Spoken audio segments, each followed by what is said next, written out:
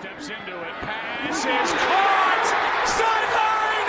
Touchdown. Unbelievable. Vikings win it.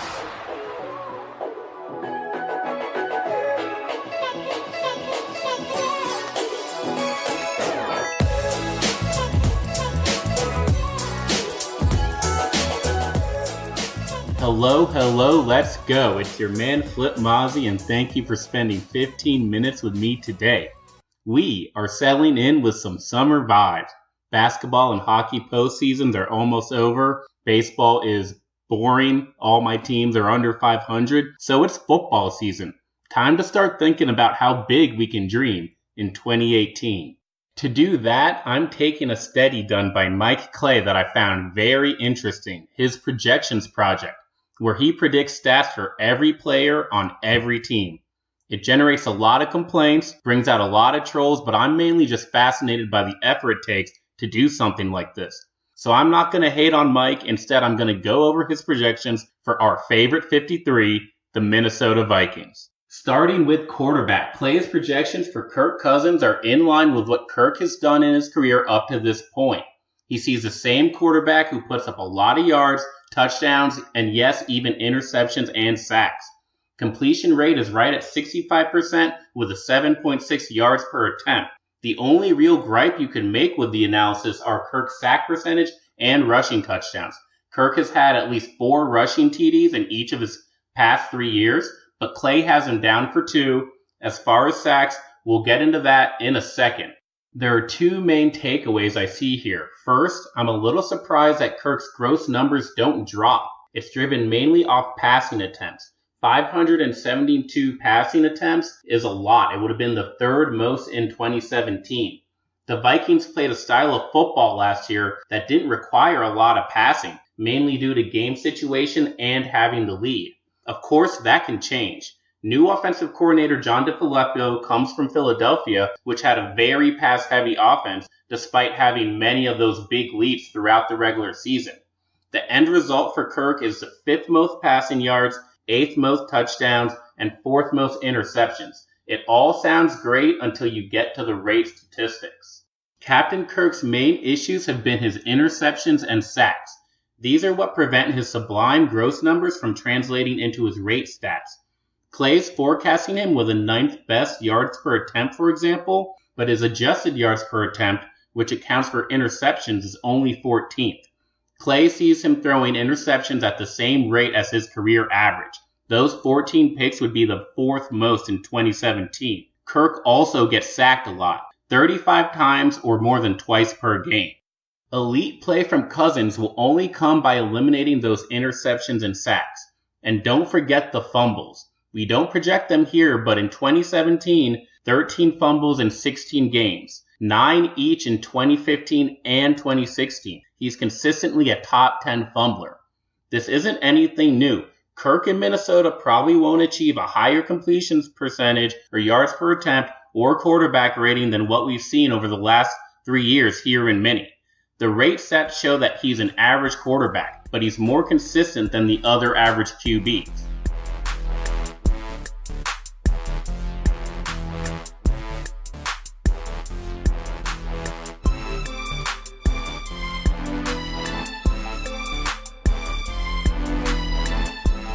The excitement really begins when we start looking at running back. There isn't a lot of data on Dalvin Cook, so that's a big question mark. Then you have to ask how the new scheme and Jeff's departure will affect things. The estimate here has Cook coming back and receiving a heavy workload. 270 attempts and 73 targets, both top 10. He lists Cook for 1,140 rushing yards, which would be a top 5 rusher in 2017, and 500 receiving yards on top of that. 1,640 yards from scrimmage would be a dream. We should note that, as with Cousins, the rate stats don't look as great. 4.2 yards per attempt seems shockingly low, considering Cook was at 4.8 last year. He also is projected for a low 74% catch rate. It isn't the first time I've seen an analyst knock Cook for his drops in the passing game. All in all, we're looking for 110 all-purpose yards per game for Dalvin, right where he was last year. Then there's Latavius Murray, who understandably sees a big drop-off in production, seeing only 95 rushing attempts. That's as many as Russell Wilson had last year. Given all those lost carries, you really have to look at the rate stats, and the good news is that Clay still has Tay-Train with a respectable 4.0 yards per carry and 7.7 yards per reception. He's just not set to see the ball this year. It's projected to lean very heavily towards Cook. Dalvin is projected to get 71% of the running back usage. I think that we have to look at 3 rushing touchdowns for Murray as a bit low. I mean, the man barreled into the end zone every other game last year. I think 6 touchdowns is probably a better number. Minnesota scored 15 rushing touchdowns last year. All in all, the Vikings' 1,560 rushing yards would be good for 25th in 2017. 4.2 yards per carry would be 11th. It's a pass-heavy forecast for our purple in 2018. So us Vikings fans have to be really excited about this projection at this point. We basically have a top 5 passer in Cousins and a top 5 rusher in Cook. The second most passing yards in team history to Dante Culpepper's 2004. It'd be the 3rd time the franchise had a 4,000-yard passer and a 1,000-yard rusher. Brett Favre and Adrian Peterson did it last in 2009.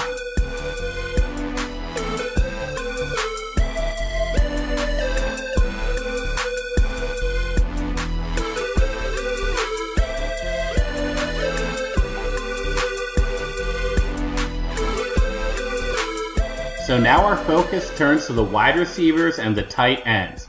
If our purple are going to put up all those passing yards, who's going to reel them in, as Brian Robinson would say? Well, we'll start with the bad news. This forecast is very unkind to Laquan Treadwell or David Morgan. Neither of them are scheduled to make a catch per game. For Treadwell, that's a big downgrade as he at least had 20 catches last year, but the projections do have him scoring his first NFL touchdown. It seems his thunder will be stolen by Kendall Wright.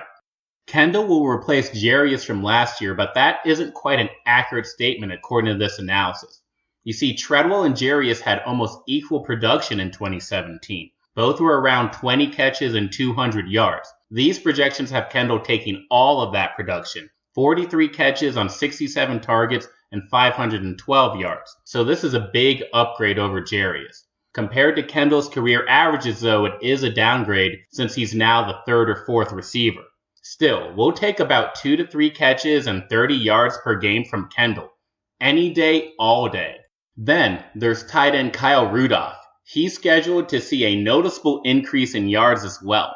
This projects him to be a big fan of Kirk Cousins. 89 targets, 60 catches, 612 yards, and 7 touchdowns. That's the type of mattress that Kirk Cousins needs. It would be the 2nd best year of Kyle Rudolph's career and a top 10 tight end year compared across the board. And we're still not done. From 1994 to 2000, Minnesota accomplished an incredible feat. 7 years in a row with 2 receivers eclipsing 1,000 yards. Back then, it was a mix of Chris Carter, Jake Reed, and Randy Moss. Now these estimates have Adam Thielen and Stephon Diggs getting there, like they almost did last year. Neither receiver is projected to have a truly eye-popping season, but instead they have very similar statistics. Thielen leads the way with 11 more targets, 3 more catches, 150 more yards, and 1 more touchdown.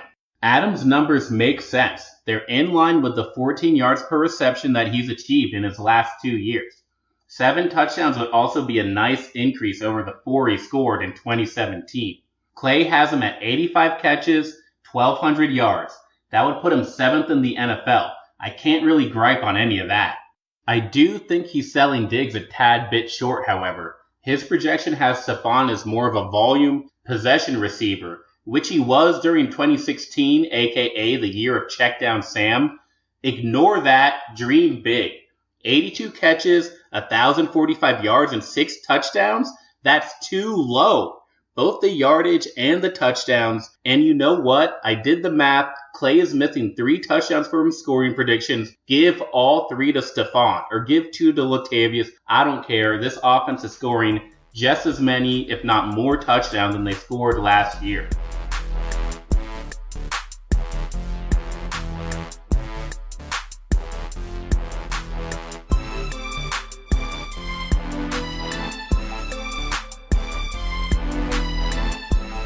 Overall, Clay has our offense turning into a juggernaut, so we should be happy with what we see here. A top 10 scoring offense, a top 5 quarterback, top 5 running back, top 10 tight end, and 2 top 15 receivers. Too good to be true, especially when you consider the defense. Now on defense, the points scored just make no sense. Come on, Mike. You're telling us that the best defense in the league, 252 points allowed last year, is going to allow 338 in 2018? 5 more points a game? That would have had us at 14th last year. What? That would be the most points allowed since 2014. The only plausible explanation is that the offensive we face are that much better. But we can't accept this. We're not allowed to. And it gets a little more fun with the points forecast. How do we feel about Dan Carlson kicking 84% field goal percentage and 93% on extra points? We feel that's slightly below Kai Forbath's career averages and above Carlson's career college numbers, so question mark there.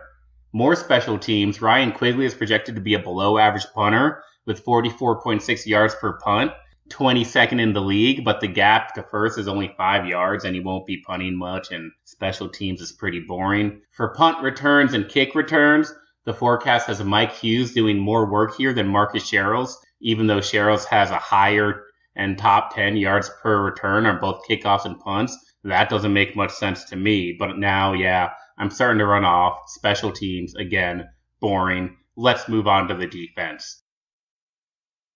Yes, the defense. Our fantastic, fierce defense. The Zim Reapers, a stacked unit from top to bottom.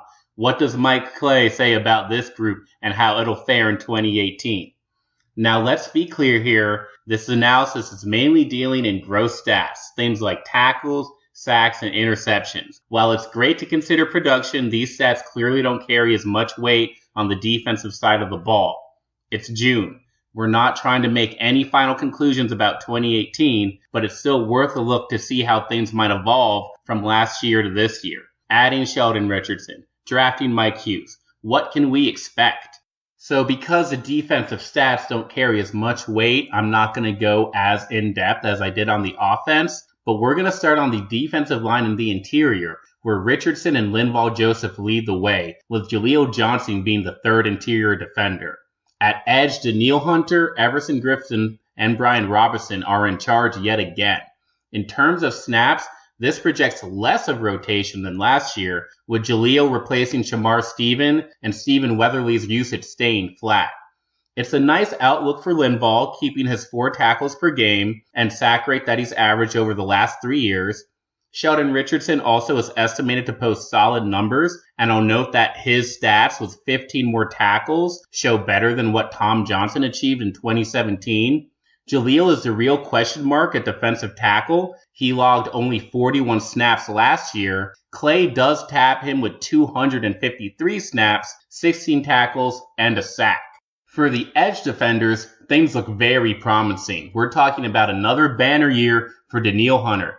Double-digit sacks, 11, and that's only beat by the sack daddy, of course, who's estimated to produce 12 of them. Those numbers would put both defensive ends among the 14th best sack artists in the NFL. Clay also has the aging Brian Robinson playing more snaps than he did last year and adding 5 sacks, again more than his 2017 total of 4. In the total projection, we have 44 sacks for our Zim Reapers. That'd be good for a top 5 number in 2017.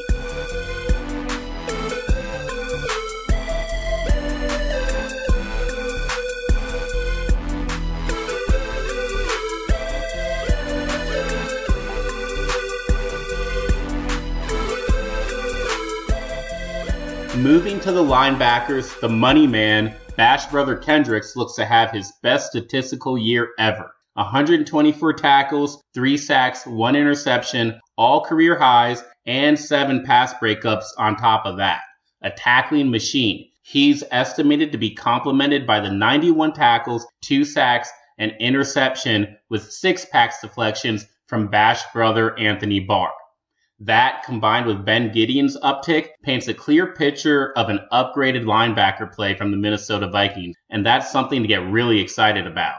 What does Clay think about the deep cornerback core of Xavier Rhodes, Trey Waynes, Terrence Newman, Mike Hughes, and Mackenzie Alexander? How is that going to unfold? Exactly in that order.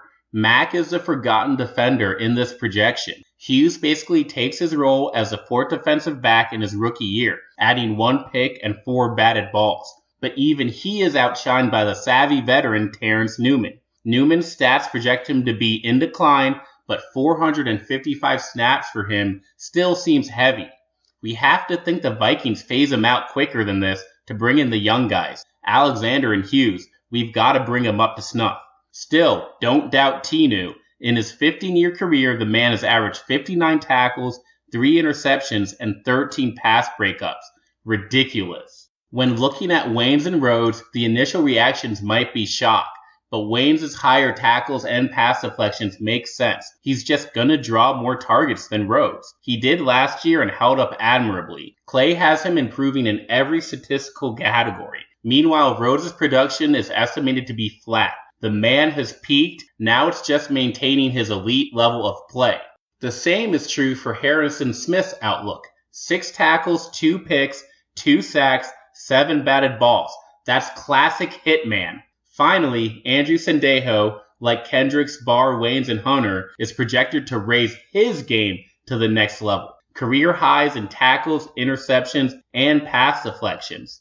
Defensive stats don't mean near as much, but looking at these numbers from player to player, it describes a purple defense that is going to be flying to the ball all over the field. Of course, it could also foretell a defense that achieves more stats as they struggle to get off the field. You know me, I choose the former. Clay's projections are the most bullish I've seen for our purple in a long time, whether we're talking fantasy or not. Outside of ghost years from Treadwell and Alexander, it's an estimate that considers Minnesota a contender, 5th best team in the NFL. I'm loving it. Thanks for listening, guys. Time to shut it down.